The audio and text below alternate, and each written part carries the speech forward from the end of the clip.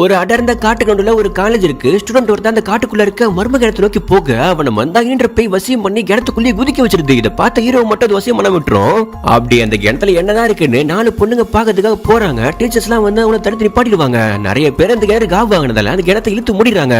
அப்படியே 10 வருஷம் கழிச்சு ஹீரோ அந்த கிணத்தை பத்தி தான் ரிசர்ச் பண்ணிட்டு இருப்பான். அதே காலேஜ்ல தான் அவன் தம்பி படிச்சுக்கிட்டு காயத்ரின்ற ஒரு பொண்ணை லவ் பண்ணுவான்.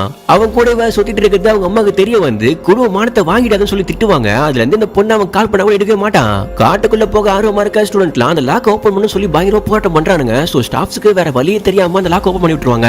அந்த கதை ஓபன் பண்ண விஷயம் ஹீரோக்கு தெரிஞ்சு ஷாக் ஆகுறான். ஏன்னா ரெட் மூன் வேற வரப்போகுது. அந்த டைம் கிணத்துல இருக்க மந்தாகினி பேய்க்கு பவர் அதிகமா இருக்கும்.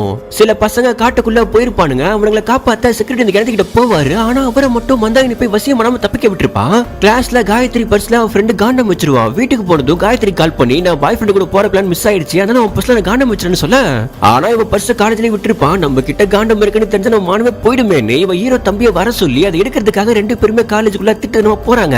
10 வருஷத்துக்கு முன்னாடி இடத்துக்கு போக ட்ரை பண்ண காலேஜ் 4 பேருமே அந்த காலேஜ் பக்கம் வந்து காயத்ரி பர்ஸை எடுத்திருக்க.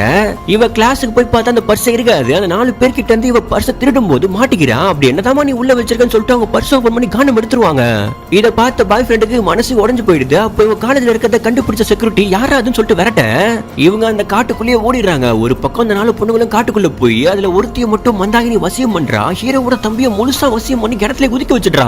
செக்யூரிட்டி வந்து அந்த பொண்ணை காப்பாத்துறாரு. காயத்ரி பாய் ஃப்ரெண்ட் போயிட்டேன்னு சொல்லிட்டு பயங்கரமா அழுதுட்டு இருப்பான். ஆனா செக்யூரிட்டி அவனை காப்பாத்த கயிறை போட்டுறாரு. பார்த்தா அவன் அதை பிடிச்சுக்கிட்டு வெளியே வந்துடுறான். பல வருஷத்துக்கு முன்னாடி கலிங்கம்ன்ற ராஜ்யத்தை அடையறதுக்காக ஏகப்பட்ட பேர் முயற்சி பண்ணுவாங்க.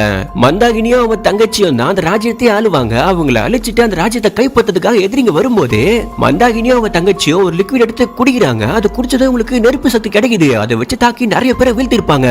இவங்களுடைய தளபதியா தான் செக்யூரிட்டியும் ஹீரோவும் போன ஜென்மத்துல இருந்திருப்பாங்க. ஒரு கட்டத்துல மந்தாகினியை வீழ்த்தி அந்த கிணத்துல அடைச்சிருப்பாங்க. சோ அதுக்கப்புறம் தான் அந்த கிணத்து பக்கம் வரவங்கள அவ காவு வாங்க ஆரம்பிச்சிருப்பான்.